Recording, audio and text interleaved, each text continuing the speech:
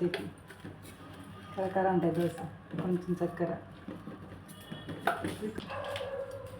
కొంచెము సాల్ట్, కొంచెము soda, soda గిల్ల కుట్టాలన్నమాట. పిండి స్మూత్గా రావడానికి అందులో బాగా గిలక కొట్టి ఇలా ఉండాలి పిండి. కట్ చేసుకొని ఉల్లిపాయ రుద్దితే ఫస్ట్ స్మూత్గా దోశలు ఎర్రగా వస్తాయి అన్నమాట, బాగా కలర్ వస్తాయి.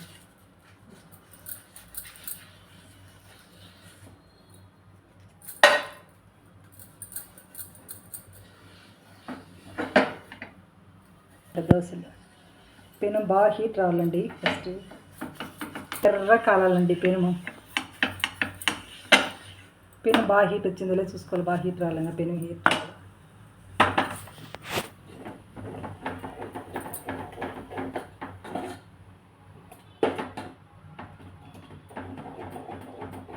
హీట్ వచ్చిందో లేదో, హీట్ వచ్చిందండి. అప్పుడు దోశ వేసుకోవాలన్నమాట.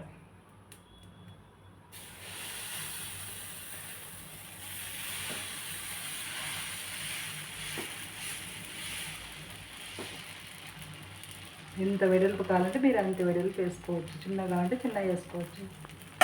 కొద్దిగా ఆయిల్ వేసుకోవాలి, నెయ్యి కానీ నూనె కానీ. ఆయిల్ జస్ట్ మీకు ఎంత కావాలని వేసుకోవచ్చు. నెయ్యి వేసుకోవచ్చు అండి, ఆయిల్ వేసుకోవచ్చు, మీ ఇష్టం ఏమైనా వేసుకోవచ్చు. పెనం బాగా హీట్ రావాలండి ఫస్ట్.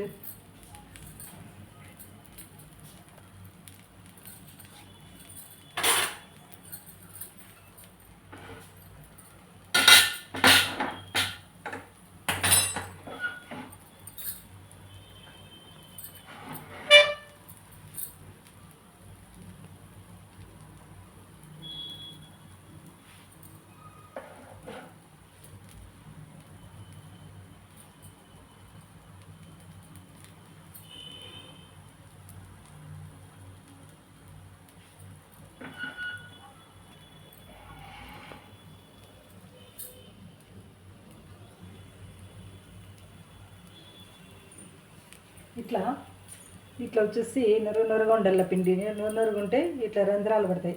పక్క ఓపెన్ పెడితే బాగా నీట్గా వస్తాయి దోశలు, కరకరలాంటి దోశలు. ఇట్లా హోల్స్ పడాలండి. హోల్స్ పడితే దోశ బాగుంటుంది. పిండి బాగుంది, రెడీ అయింది.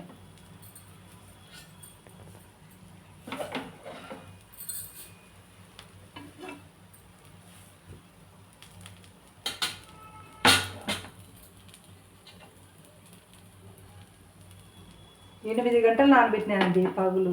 బియ్యము 3 గ్లాసుల బియ్యం అయితే 1 గ్లాసు మినపగుండ్లు, 2 స్పూన్లు వచ్చేసి శనగపప్పు, 1 స్పూన్ మెంతులు, అటుకులు 1 కప్పు నానబెట్టేసి మార్నింగే నానబెట్టి మీకు పొద్దున్న టిఫిన్ కావాలంటే నైట్కు మిక్సీకి వేసుకోవడం, మూత పెట్టి ఒక గిన్నెలో పెడితే బాగా పిండి బాగా పొంగుతుంది. అప్పుడు ఉదయాన్నే వేసుకోవాలి. ఇలా వేసుకుంటే ఇట్లా కలర్ వచ్చే దోశలు, కరకరలాడి దోశలు రెడీ అవుతాయి. ఈ దోశలు రెడీ అయింది.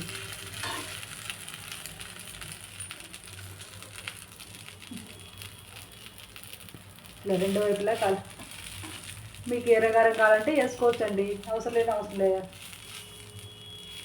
పప్పుల చట్నీ కానీ కరకరలాడి దోశ రెడీ. ఇట్లా దోశ వేసుకోవాలండి. ఇది దోశ అంటే.